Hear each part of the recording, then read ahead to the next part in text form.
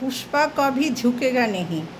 পুষ্পা ধরা পড়েছে, অনেক কায়দা টায়দা করছিল, অবশেষে ধরা পড়ল। আর সব্যসাচী দত্ত বিধাননগরের ধরা পড়ল। কনফিডেন্স কাকে বলে এদের দেখে শিখতে হয়। সব্যসাচী দত্তকে যখন ধরে নিয়ে চলে যাচ্ছে তখনও বলছে আমি কারোর কাছ থেকে একটা পয়সাও নিইনি, কেউ বলতে পারবে না। ওভার কনফিডেন্স, কিছু তো শেখার আছে। বিশ্বাস ব্রাদার্স, অরূপ বিশ্বাস, সৌরভ বিশ্বাস, বাপরে বাপ, এদের কি সাম্রাজ্য! এক একটা নেতা মন্ত্রীর বাড়ি দেখলে যেন মনে হয় প্রাসাদ।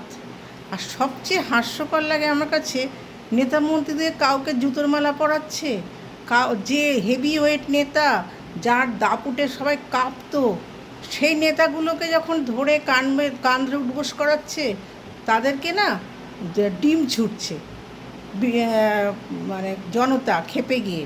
শাহজাহান, তারপরে যে কি শৌকত মোল্লা, ওরা তো মানে দুর্ধর্ষ কালপ্রিট, ওদেরকে ডাবল ডাবল ট্রিপল জেল খাটানো দরকার।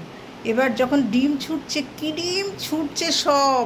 আমি এত ডিম খেতে ভালোবাসি না, আমার শুধু মনে হচ্ছে মার্কেটের ডিম না কম পড়ে যায়, হয়তো হেভি ডিমের দাম বেড়ে যাবে। ডিম প্রিয় তো আমার। আমি ভাবছি এত সুন্দর সুন্দর ডিমগুলো এদের গায়ে ছুটছে কেন গো?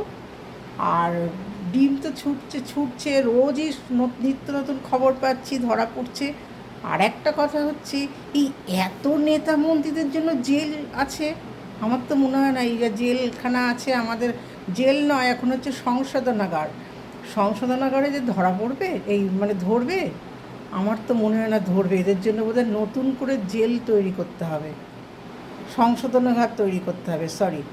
যাই হোক, একের পর এক মানে কি মোগল সাম্রাজ্যের মতো সাম্রাজ্য ভেঙে পড়ছে এক এক করে।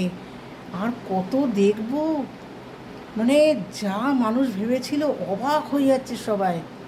এ তো মনে হচ্ছে যে এক একজনের বাড়ি তো দেখে মনে হচ্ছে প্রাসাদ। এ কী করছিল! সর্বনাশ করে দিচ্ছিল, সর্বনাশ করে দিয়েছে অলরেডি।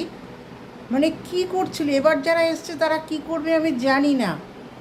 মানে বলতে আমরা এখনও পারছি না, এখনও যা দেখছি মানে আর কিছু না হোক, সাম্রাজ্যটা যে ভেঙে যাচ্ছিলো সেটাকে অন্ততপক্ষে ঠেকানো গেছে।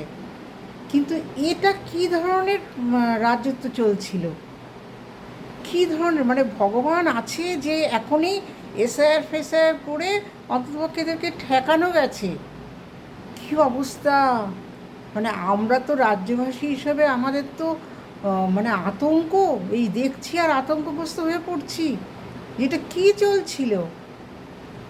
যাই হোক, ভগবান যা করেন ভালোর জন্য, এবার হয়তো ভালোই করবেন। যখন ওই যে একদিন বলেছিলাম না, যখন মানুষ কিছু করতে না পারে তখন ঈশ্বর এসে হাত বাড়ান। এসআইআর নিয়ে মমতার যে এত নাচানাচি এসআইআর রোখার জন্য, এবার বোঝা যাচ্ছে। ঠিক আছে, রাখি।